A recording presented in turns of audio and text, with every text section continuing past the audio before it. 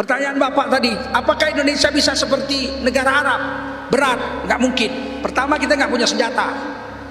Kedua, kita satu negara.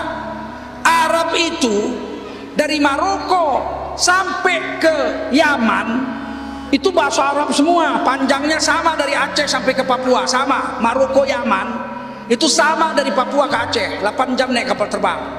Tapi bahasa mereka bahasa Arab semua. Negaranya 20 negara sudah dihancurkan oleh penjajah. Libya 3 juta, Bahrain 250.000, Kuwait 500.000 orang, dipecah-pecah jadi 30 negara. Sehingga mereka perang aja lah. Wong memang 30 negara.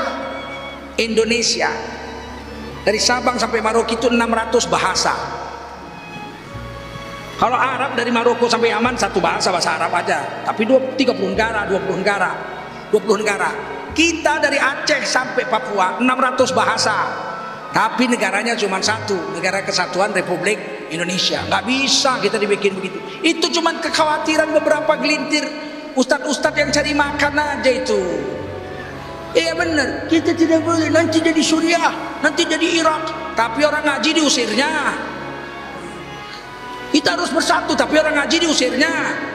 Giliran gereja dijaganya. Bagaimana itu? Nggak tahu.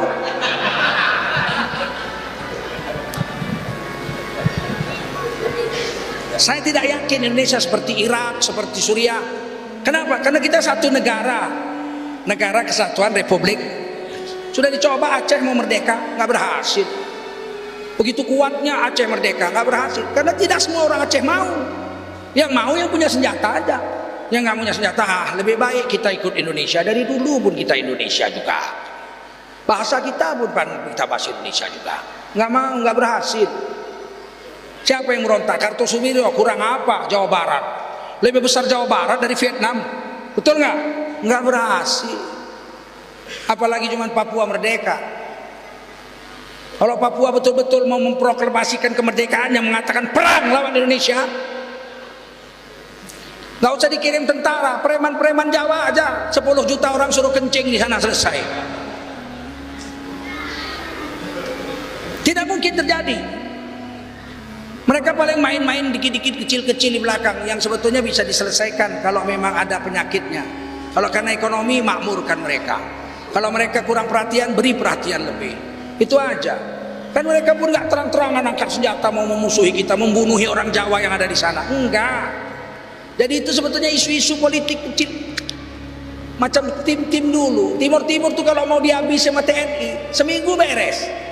Tapi 15 tahun nggak beres-beres. Betul nggak? Orang ada proyek di situ. Repot lah. Sekarang Papua mau apa dia? Mau makmur, bikin makmur. Orang dia negaranya kaya, ada emas di sana kok. Udah banyak kita ambil hartanya. Makmurkan mereka. Ini kadang-kadang suku Asmat 60 mati kelaparan. Bagaimana dia nggak benci sama kita? Sementara dilihatnya di TV artis-artis kita. Bangsat katanya, kita orang makan juga enggak. Dia joget-joget buang-buang makanan. Bencilah dia sama kita. Jadi tegakkan keadilan. Tidak akan Indonesia pecah insya Allah. Paham? Apalagi orang Islam. Orang Islam itu wajib taat dengan kesepakatan. Ya ayyuhalladzina amanu aufu bil uqud. Wajib kamu hai orang beriman menepati kesepakatan. Kesepakatan kita, negara kita ini Negara Kesatuan Republik Indonesia. Itu kesepakatan kita. Siapa mengkhianatinya, di akhirat dituntut sama Allah SWT. Nggak usah takut kita Indonesia. Selagi orang Islam masih seperti ini, Indonesia tidak akan pecah. Isu-isu kecil bohong aja. Mana ada? Siapa mau memerdekakan Indonesia menjadi negara baru? Siapa? Paling PKI kepingin merubah dasar negara jadi PKI. Kalau Islam apa urusannya? Kita nggak ada urusan dengan Pancasila kok. Wong Pancasila 5-5-nya ayat Quran. Betul? Apa urusan sama kita? Ada urusan. Habis. Nah ini terakhir. Bagaimana dengan dunia Islam saat ini yang banyak peperangan? Ya namanya manusia punya nafsu. Ada pula musuh Islam bermain. Sekarang saya tanya, waktu saya di Amerika, mereka tanya sama saya. Dia tanya begini, what do you think about ISIS? Islamic State, ya kan? Itu Suriah and Iraqi. Saya bilang, ada apa? Ada apa rupanya? Ya mereka berperang, bawa senjata, bunuhi orang segala macam, melawan Irak, melawan Suriah, negara yang asli resmi.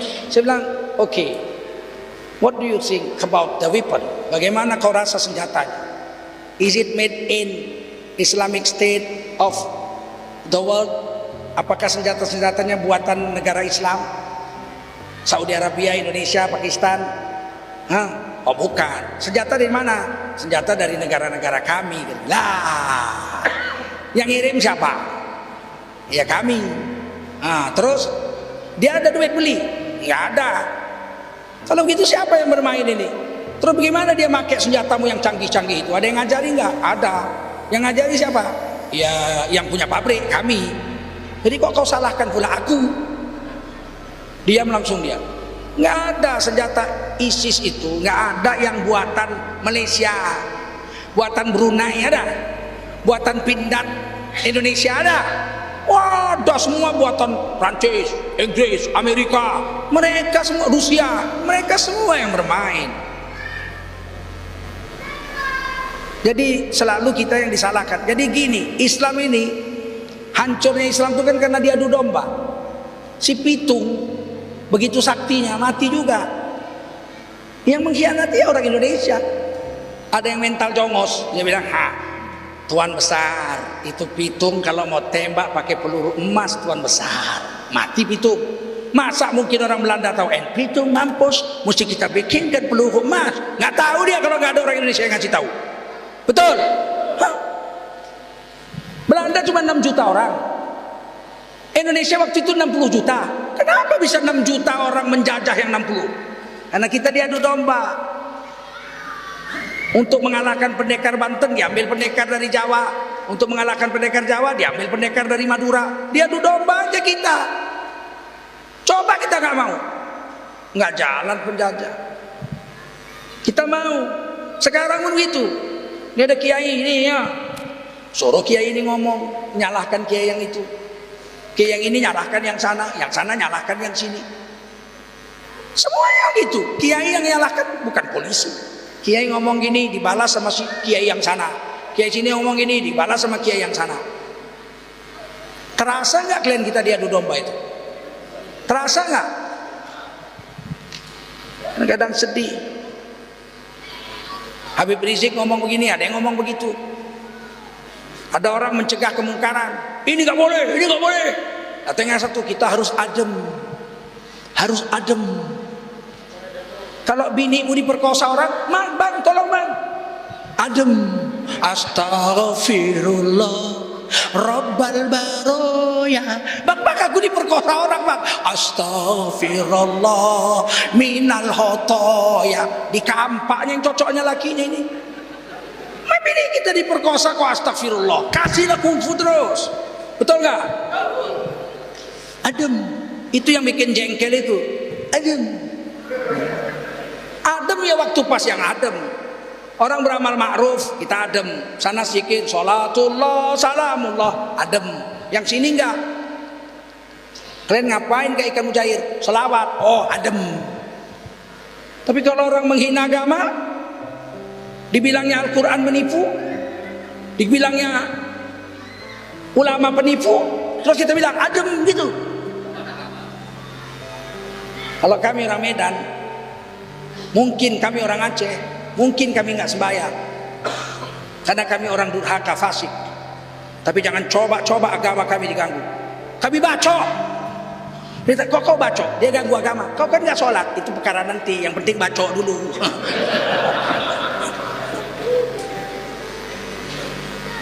Apa kira-kira kalau seandainya Rasulullah para sahabat masih hidup? Kalau sahabat masih hidup, agama diganggu, dibacok nyala terus. Mana ada sahabat agama diganggu?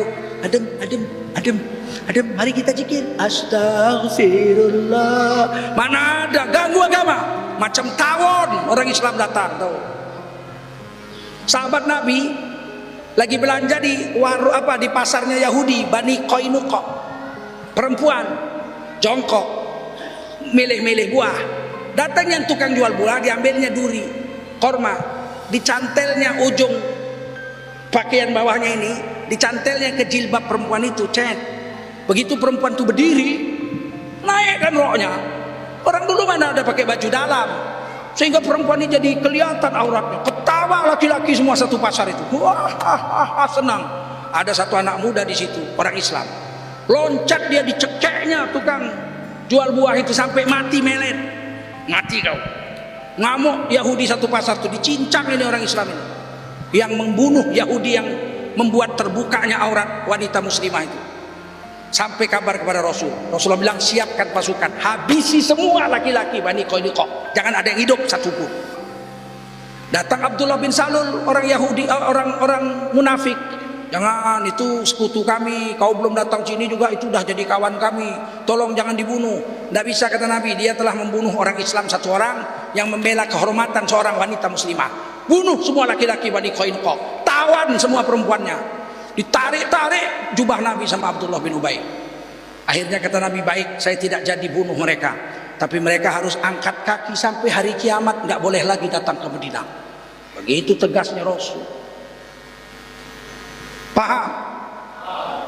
Mudah-mudahan kita bisa amalkan agama yang kita, dan semoga kita mati sebagai pembela-pembela agama.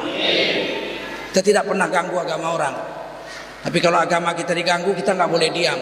Lebih baik mati berkalang tanah daripada hidup bercermin bangkai.